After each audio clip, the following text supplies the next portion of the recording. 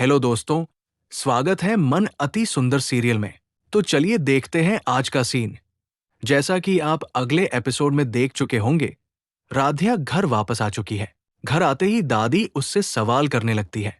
तभी वहां प्रथम आता है और दादी को डांट देता है। इसके बाद राधिया बिना कोई जवाब दिए सीधे अपने कमरे में चली जाती है। थोड़ी देर बाद रजनी वहां आती है और दादी से पूछती है, राधिया आई थी क्या? दादी जवाब देती है, हाँ आई थी। तुम्हारी प्रिय बहू आ गई है। उसका पाव पूजा भी हो गया। तभी प्रथम बोलता है, नहीं मां, वो बहुत थक गई है। मैंने जाकर देखा है। इसके बाद प्रथम राध्या के कमरे में जाता है, लेकिन वहां राध्या नहीं होती। वह इधर उधर देखता है और तभी बाथरूम से आवाज आती है। प्रथम समझ जाता है कि राध्या बाथरूम में है। काफी देर तक राध्या बाहर नहीं आती। प्रथम इंतजार करते करते थक जाता है और बोलता है, राधिया बाहर आओ, मैं 3 तक गिन रहा हूं। अगर बाहर नहीं आई तो दरवाजा तोड़ दूंगा। जैसे ही वो 3 तक गिनता है, राधिया बाहर आ जाती है। राधिया की हालत देखकर प्रथम चौंक जाता है।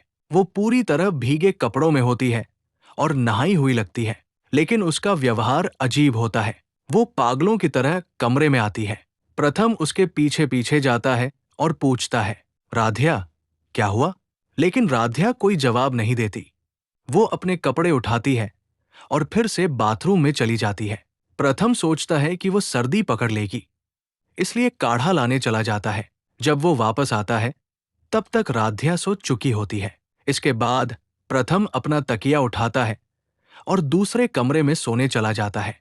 अगली सुबह राधिया उठकर तैयार होती है। जब वो सिंदूर लगाती है तो उसे निहारिका की कही हुई बातें याद आ जाती है। ये सोचकर वो परेशान हो जाती है। तैयार होकर राधिया नीचे जाती है। तभी दादी उसका रास्ता रोक लेती है और पूछती है, कहाँ जा रही हो? राधिया जवाब देती है, दादी, मैं किचन में जा रही हूं भाभी की मदद करने। दादी गुस्से में बोलती है, किचन तुम्हारे लिए नहीं है, वो बहू के लिए होता है। राधिया कहती है, मैं भी तो इस घर की बहू हूं। ये सब देखकर निहारिका को बहुत मजा आ रहा होता है। तभी वहां एकता आती है और बोलती है, राधिया, तुम हमारी मदद नहीं करो तो अच्छा है। तुम्हारी मदद से हमारा काम और बढ़ जाता है। राधिया कहती है, भाभी, किचन में नहीं तो बाहर ही कोई काम करने दो। तभी एकता बोलती है, वहां चाय रखी है, पापा जी और अम्मा जी को चाय दे दो। राधिया चाय लेकर जाती है, लेकिन वो अपने ख्यालों में खोई रहती है। वो बार बार निहारिका की बातों को सोचती रहती है। इसी का फायदा उठाकर निहारिका जानबूझकर राधिया को धक्का दे देती है। चाय फाइलों के ऊपर गिर जाती है। ये देखकर सभी लोग भड़क जाते हैं।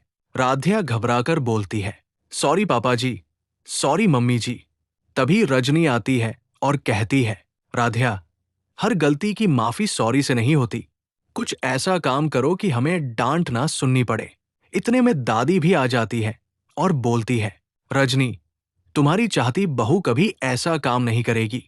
अब आगे क्या होगा, ये जानने के लिए हमारे चैनल को सब्सक्राइब कीजिए।